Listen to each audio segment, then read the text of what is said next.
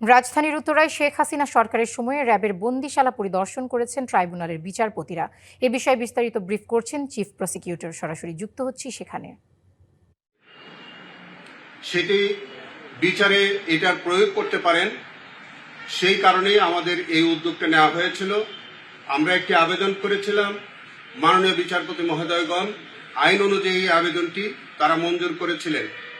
আপনারা জেনে থাকবেন যে যখন কোনো ফিজিক্যাল ইন্সপেকশন হয়, এটি আমাদের প্রচলিত আইনে হোক অথবা রুল স্ট্যাটিউটের আওতায় হোক, সেখানে একটি মেমোরান্ডাম প্রস্তুত করা হয় এবং তারা যে দেখে গেলেন অবজারভেশনগুলো তারা একটি মেমোরান্ডাম আকারে প্রস্তুত করে সেটি জুডিশিয়াল যে আমাদের যে নথি সেটির অন্তর্ভুক্ত করা হয় এবং সেটি বিচারে আমাদের যে আমরা সাক্ষ্য প্রমাণ যেগুলি আমরা উপস্থাপন করি তার সাথে আজকের যে পরিদর্শনের যে মেমোরেন্ডাম সেটি আদালতের বিচারের একটি পার্ট হিসেবে গণ্য হয়।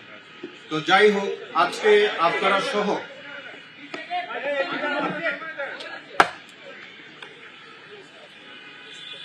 আজকে আপনাদের সহ আমরা একত্রে এই ঘটনাস্থলটা পরিদর্শন করেছি।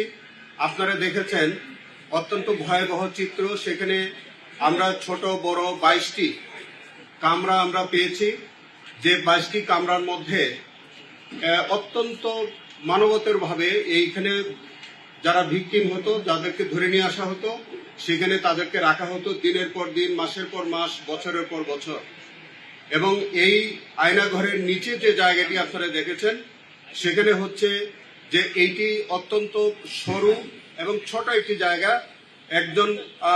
একজন স্বাভাবিক মানুষ লম্বা হয়ে শোয়ার মতো কোনো অবস্থান নাই, বসে থাকতে হবে তাকে, এরকম। বাংলা কিউআর যেখানে নগদ পেমেন্ট সেখানে।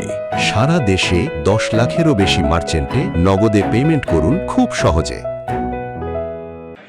আমরা সাক্ষ্য প্রমাণে পেয়েছি এই আয়নাগরের এই যে ছোট ছোট সরু রুমগুলোর মধ্যে দিনের পর দিন, মাসের পর মাস, এমনকি বছরের পর বছর তাদেরকে হাত বেঁধে চোখ বেঁধে রাখা হতো এবং সেইভাবেই তাদের উপরে বিভিন্ন রকমের অত্যাচার নির্যাতন করা হতো।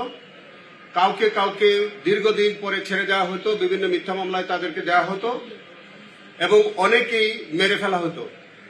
এবং সেই রকম কয়েকজন ভিকটিম 5ই আগস্টের পরে আমাদের তারা উদ্ধার পেয়ে তারা এসছে, তাদের সম্পর্কে বিচার চলছে, সেই সম্পর্কে আপনারা ইতিমধ্যে অবহিতও আছেন।